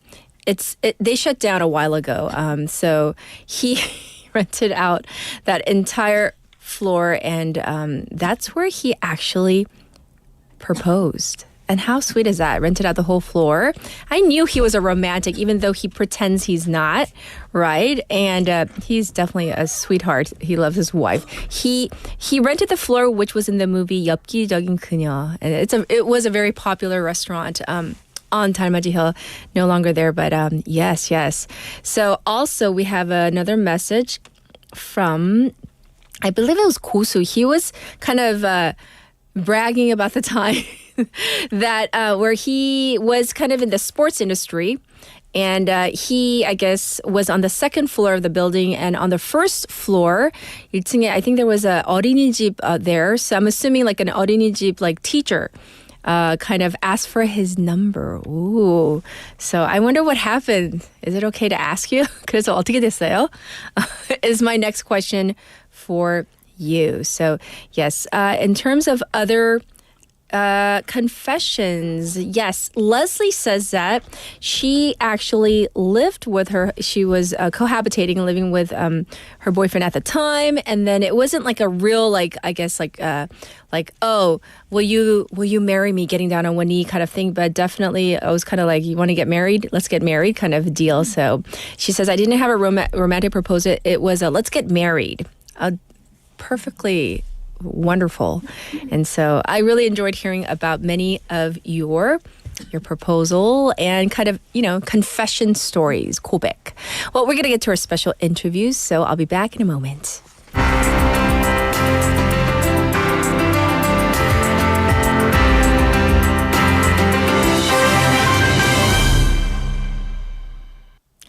In a tense moment for Israel, Prime Minister Benjamin Netanyahu remains resolute in his refusal to negotiate a ceasefire with Hamas despite mounting international pressure and a growing outcry from within his own country. So the recent discovery of 6 slain hostages has only deepened the national divide, fueling widespread protests, and his stance draws criticism from key allies like the U.S. and the U.K. So we are going to take a closer look at the implications of Netanyahu's unwavering approach, the impact on what's happening within Israel and the future of the conflict in Gaza. We have invited back to the airwaves Professor Michael Birch, Associate Professor of Political Science at Eckerd College. Hi, how are you? Great. How are you all doing today? We're doing great. So let's talk about this. The discovery of the 6 slain hostages affecting public opinion in Israel. What's going on within Israel right now? Well, in Israel, what we're seeing is, for the first time since the war began, large-scale protests from those of the Israeli, what we would call the center, and the Israeli left. Of course, those protests were not as successful as the protest in early 2023, which were centered on domestic political issues related to judicial reform that Netanyahu's government was pushing through. Yes. This time, this just kind of reinforced these already existing divisions, and because of a court order, have already led to the end of the strike called by the nation's largest labor union. And what's happening with Benjamin Netanyahu, his leadership, especially if we look at the beginning of the October attacks into what has become a full-out war, and what's happening now, the support for him, has it changed? In many ways, it actually hasn't. What happened was that there was a kind of rally around the flag effect where all Israelis were united with the idea that there had to be a response to the attacks of October 7th. Yes. But at the same time, public opinion polls within Israel showed that if there was an election within the country, that Israelis overwhelmingly would vote against Netanyahu being the leader of Israel. And there's a couple of reasons for this, because he has been prime minister for so long that he is seen as deserving some of the blame for the security failures of October 7th. And so in this case, what we see, though, is that in a coalition government that for him to remain in power, he has allied with far-right parties that have never been invited into the government before. And so they know by withdrawing their support, they would lose their chance of being in government. And so they will continue to support him to any end. And so there's no real need for the prime minister right now to engage with negotiations or try to reach out to the Israeli center or Israeli left. I see. Well, can we talk about the Philadelphia corridor? What is this exactly? And why does Netanyahu insist on Israeli control despite Hamas's rejection and growing pressure for a ceasefire? Well, the corridor came about in the 1979 peace treaty between Egypt and Israel. And what it is it's an 8-mile long, about 100 yards wide at the border between Gaza and Egypt. Prime Minister Netanyahu argues that it's critical for Israeli security for an Israeli military presence to be there to make sure that Hamas cannot tunnel and smuggle goods and rebuild.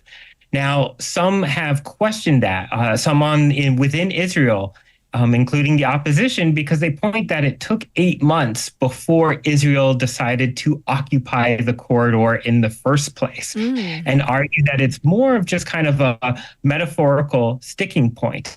But it is a sticking point because Egypt does not want Israel to maintain that position. Obviously, Hamas does not want an Israeli military presence within Gaza before they agree to any ceasefire. And so it's become very symbolic of this impasse that we've had in ceasefire negotiations that continue all the time, but there seems to be no progress being made. I see. Well, what about the U.S. and the pressure from the U.S. and namely even U.S. President Joe Biden? He has been very vocal in his criticism regarding this and even the U.S.'s decision to suspend arms exports. Might this influence Israel's military strategy or even diplomatic relations?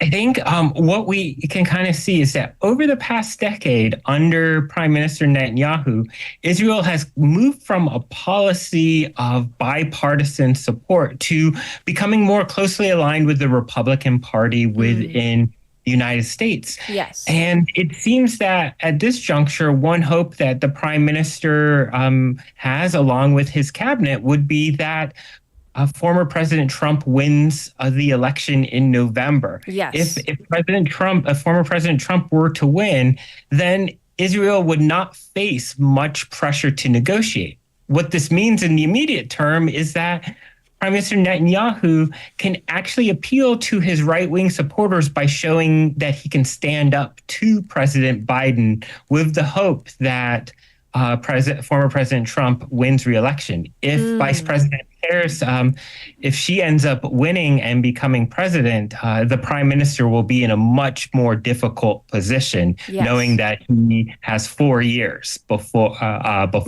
another change in administration. Yes, and so with these protests within Israel, even labor strikes taking place, how is Netanyahu responding to the rising domestic opposition to his war policies? He's arguing that this is not the time for dissent. And some on the right, including some of his allies, have argued that those protests against judicial reform in 2023, where there were massive strikes, where certain Israelis refused to do their reserve duty in the military, that sent a signal to Hamas that Israel was divided and weak. And that by protesting now, that you're further weakening Israeli security. So Netanyahu is trying to position things that any kind of criticism of him and the government policies is actually aiding and abetting the enemies. And so that has really created these clear divisions between those supporting Netanyahu's policies and war aims versus those who want to focus on trying to get the remaining hostages home. I see. And speaking of those hostages, I mean, even with the Israeli President Isaac Herzog calling to prioritize the rescue of hostages, how does that reflect on the current political divide in Israel? I mean, is there a growing call for Netanyahu to, stop being so resolute, to make some concessions? What's your take on this?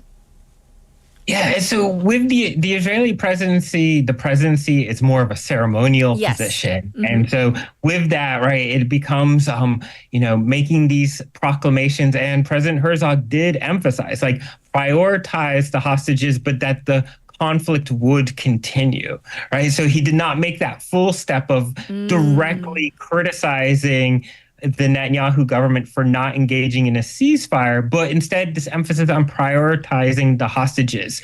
Yes. Hostages, it's been throughout Israeli history a huge symbol to leave no one behind, that no matter what the conflict, that we would get our fellow citizens back home. So as time goes on and as more hostages are found dead, that there's more and more pressure from Israelis not wanting to give in to Hamas, but feeling like, is there not something that can be done to bring these remaining Israelis home? And so that becomes this kind of current tension where those who prioritize the hostages are not making that extra step to call for the end of the war, because they still support the war aims, but being worried that there's just not enough emphasis on the humanitarian context. I see. Well, of course, we're going to continue to watch what happens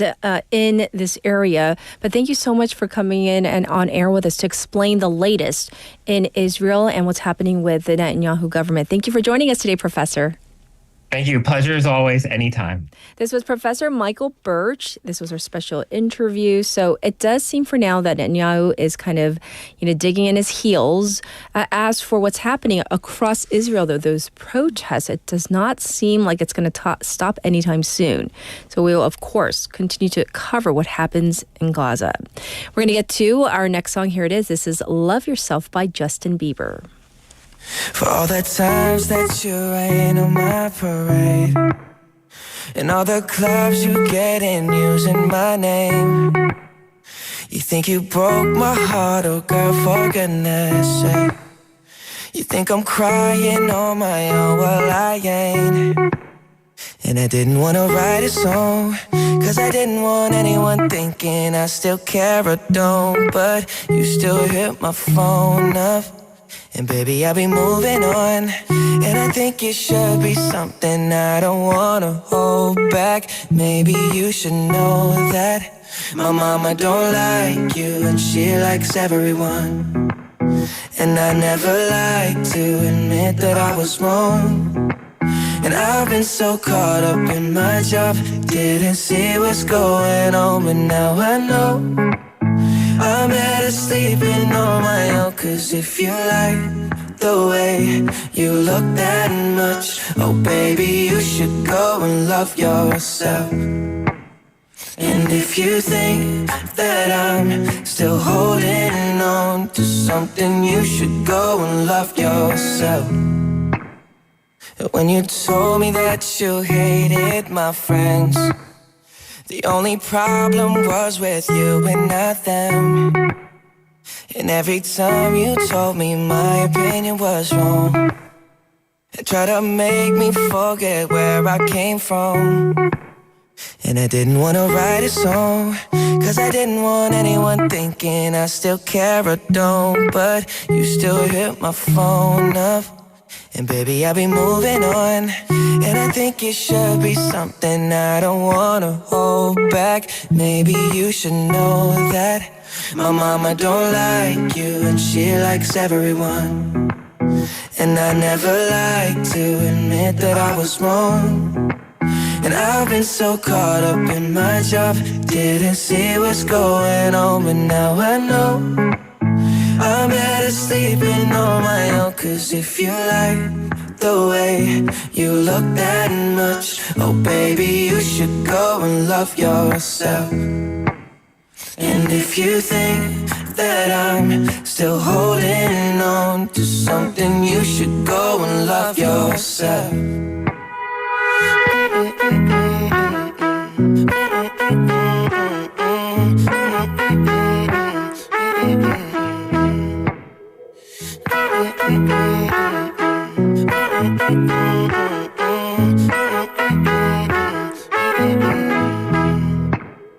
For all the times that you made me feel small, I fell in love, now I feel nothing at all.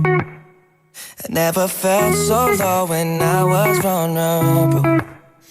Was I a fool to let you break down my walls? Cause if you like the way you look that much, oh baby, you should go and love yourself. And if you think that I'm still holding on to something, you should go and love yourself. Cause if you like the way you look that much, oh baby, you should go and love yourself. And if you think that I'm still holding on to something, you should go and love yourself.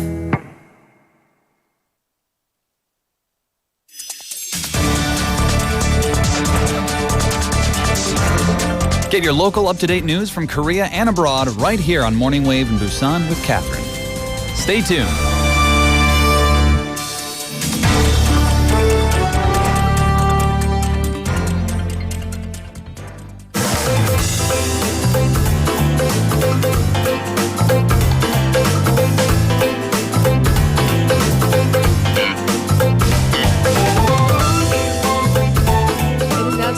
City Insights, and we have Hae-yeon in the studio. Good morning. Good morning. Hey. How are you? So I'm doing great. We were having fun talking about our text topic off air. Yes. I wish we could do it like an unfiltered version, an uncensored version, but we cannot because, you know, we are hosts of programs, right? That's right. Yes. Yeah. So, PG, you know, version. Do you have any fun, like, confession stories? You confessing, someone confessing their feelings for you? Okay, so in my early 20s, I was getting intimate with somebody. 썸 타고 있었어요. But in the middle of, early on, that person had to go on like a month-long trip. So, and it was a situation where we couldn't really be in touch. So then they came back with a notebook where they wrote a letter to me every single day on that trip. Just like filled with their feelings for me. So then they returned and like gave me that notebook. And then we started to fall in love with each other. I should have kept that notebook. I probably burnt it when we broke up. But now in hindsight, those things are so valuable, precious. But is it too personal to ask why you guys broke up? They were preparing for like some kind of important exam, and I was getting in the way, and just life. 시세요, 진짜. Some sort of 고시. I think it was a 행정고시. But why did you keep the notebook? I know. I love love letters. Oh, penmanship. Yeah. Dying art. Yes. 고백. But we do have to get into City Insights, of course. Let's do some confessions of City Insights. So here in Busan, we are very lucky to be close to Ulsukdo in the Nakdong River estuary, where it's a habitat for migratory birds, and they have an incredible ecosystem. Well, the Nakdong Estuary Eco Center, the Nakdonggang Hagu Eco Center, they got renovated last year, and they just reopened this past May. So I sat down with their director, Mr. Seo Jin-won, to hear about their new updates. Ooh, yes. So what's new at the the eco center. Yes. So under the theme Ulsukdo Zoom In, they invite visitors to immerse themselves in the natural beauty of Ulsukdo. The redesigned space now, they showcase the Nakdong River estuary with more modern trends, and they have more room for biological displays and an archive zone about the estuary's ecosystem. There's also a new terraced seating area, he said, for just relaxing in the artificial wetland zone. And they also have this big bird's nest play area for kids. And I asked him if I can go there and hang out, and he said, no, though that area is just for children. Okay. They have 4 different zones. Like the one is where they display various species of fish, reptiles, amphibians from the estuary. And the third zone, they have over 140 different bird taxidermies, which is actually the most in the country. And zone 4 is for indoor bird watching through these large windows and telescopes. They also have guided walks and wildlife rescue experiences. So, and I want to talk about a very interesting journey. He had quite an interesting trajectory before working at the Eco Center. So in the early 2000s, he worked at the Korea Water Resources Corporation's Research Institute. He was a fish guy. He was a fish ecology expert. So traveling all over Korea, studying fish in rivers and lakes. And then he went to the U.S. so that his children could continue their education there. They were actually born there when he was studying in the U.S. And in the U.S., he spent 7 years working at a Native American reservation. Really? On the border of Idaho and Nevada at the Duck Valley Reservation. He worked as the director of the Fish, Wildlife, and Parks Department. And although he said at first the Native Americans of the Shoshone Paiute tribes there kept their distance from him because he was an outsider, they eventually warmed up to him and welcomed him as their own. So in the next clip we're going to hear, Mr. Seo Jin-won talks about the views and the perspective that Native Americans that he worked and lived together with have on nature and the environment. So let's have a listen. 미국 내 많은 그 인디안 보호구역들과 부족들 상당수가 그 아픈 미국 역사 속에서 백인들로부터 쫓겨나 그 척박한 서부에 위치하고 있습니다. 우리 보호구역도 지리적으로는 건조한 사막 기후에 속하는 곳에 자리 잡고 있지만 독특한 자연환경과 다양한 야생 동식물들이 있고 잘 관리하려고 노력하고 있습니다. 사람들이 식용할 수 있는 동식물들도 너무 남획되지 않도록 저희와 같은 부서에서 관리하고 있고요. 이전에 식당에서 인디안들의 10계명 같은 그 액자 글귀를 보았는데 10개 중에 자연환경과 관련된 게 5개나 있더라고요. 예를 들어서 지구는 우리의 어머니고 우리 잘 돌살펴야 된다. 또 모든 생명은 신성하고 예우를 갖춰서 되어야 된다. 그다음에 지구로부터 너희들이 필요한 것을 얻되 필요 이상은 얻지 마라. 그다음에 그 자연의 리듬을 따르고 해가 뜨고 지는 것에 의해서 일하라. 그다음에 마지막으로는 삶의 그 여정을 즐기되 너의 그 자취를 남기지 마라. Yes. So he shared that many Native American tribes were moved to more harsh and remote lands. But because of the tragic history with white settlers, but they worked hard to protect the unique wildlife in their desert environments. And the department that he worked for focused on preventing overharvesting of plants and animals. He recalled seeing this plaque in a restaurant within the reservation that listed these 10 commandments of the Native Americans, and 5 of which centered on respecting the environment. So he shared some of it, which said, all life is sacred, treat all beings with respect, take from the earth what is needed and nothing more. Also, follow the rhythms of nature, rise and retire with the sun. Also, I think he mentioned that although it's not completely official, he's most likely the first Korean to work in that capacity on a Native American reservation. Yes, so interesting to hear about his work and his background. Definitely. So thank you for sharing this. We're going to move to our second insight, though. Yes. Well, waivers, I have a question for you. Okay. Are you familiar with the term 보호아동? So protected children. Protected children are those who are in care facilities, group homes, or foster care. Okay. So when they turn 18 years old, they usually age out of the system. But if they're in college or have other special needs, they can stay until they're 24. And after leaving these facilities, they become young adults who are preparing for self-reliance. In Korean, 자립준비청년. So I met with Ms. Shim Ju-young for our second insight, who's the director of the Busan Support Center for Self-Reliance of Protected Children. The center is based in Yangjong-dong. Oh, so it's like a place basically that helps young people transition into kind of independent living because you know that age 18. I mean, we have it set in many countries as 18 or 19.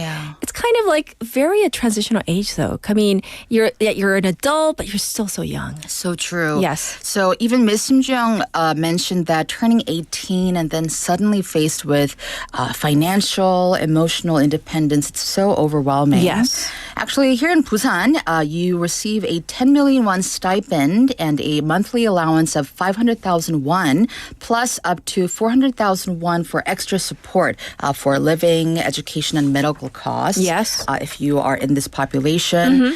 But this often falls short because there's big expenses like putting up housing deposits.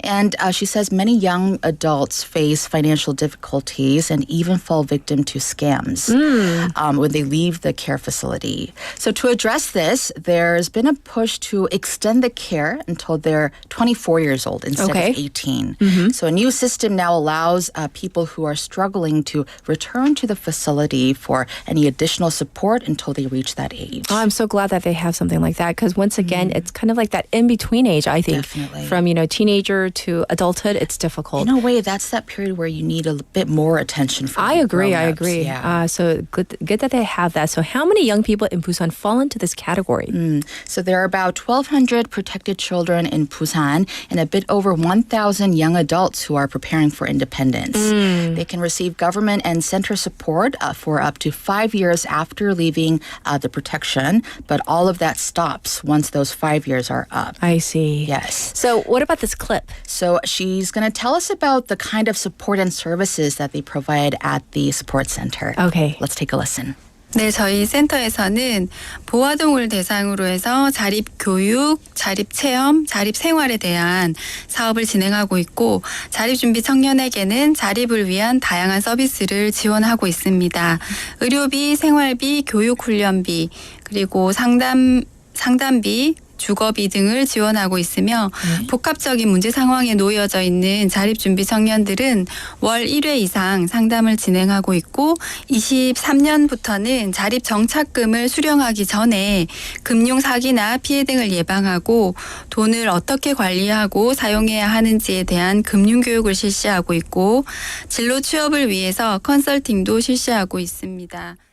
So for children, they provide self-reliance education and different hands-on experiences.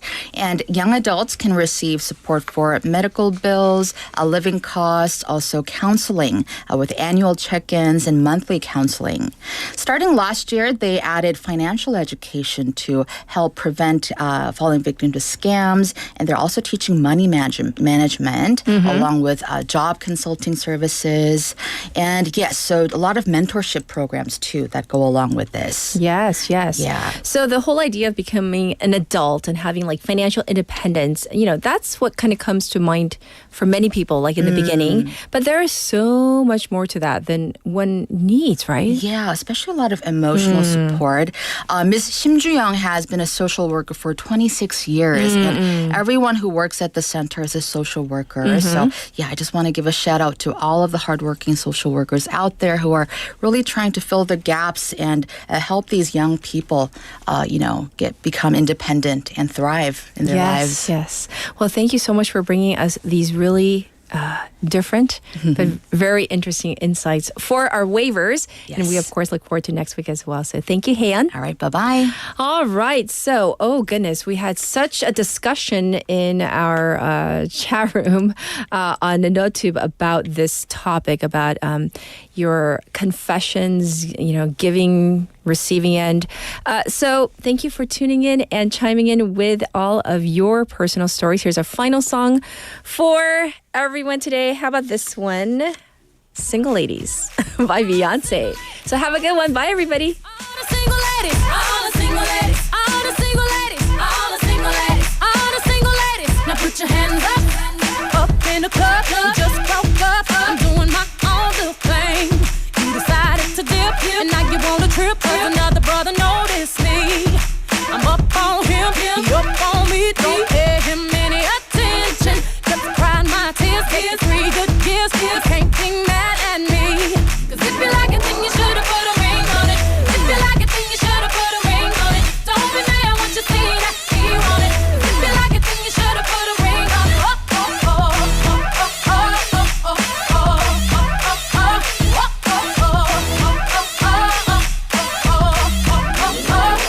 If you like it, then you should've put a ring on it. If you like it, then you should've put a ring on it. Don't be mad when you see that he want it. If you like it, then you should've put a ring on it. I got gloves on my lips, a man on my hips, and me tighter than my dairy on jeans. Acting up, drinking my cup. I can care less what you think. I need no permission. Did I mention? Don't pay him any attention. Cause you had your turn, and now you're gonna learn what it really feels like to miss me. Cause if you like it, then you should've put a ring on it. If you like it, then you should've put a ring on it. Don't be mad when you see that he want it. If you like it, then you should've put a ring on it. Oh, oh, oh, oh, oh, oh, oh, oh,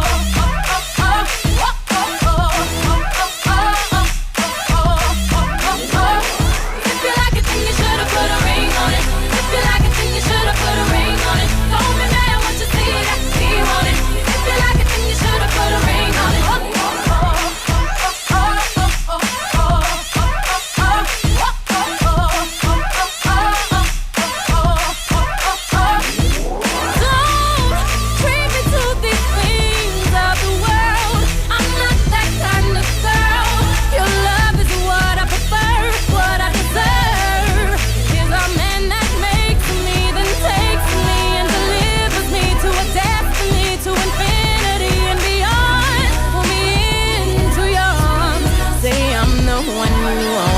If you don't, you'll be alone. And like a ghost, I'll be gone. All the single ladies.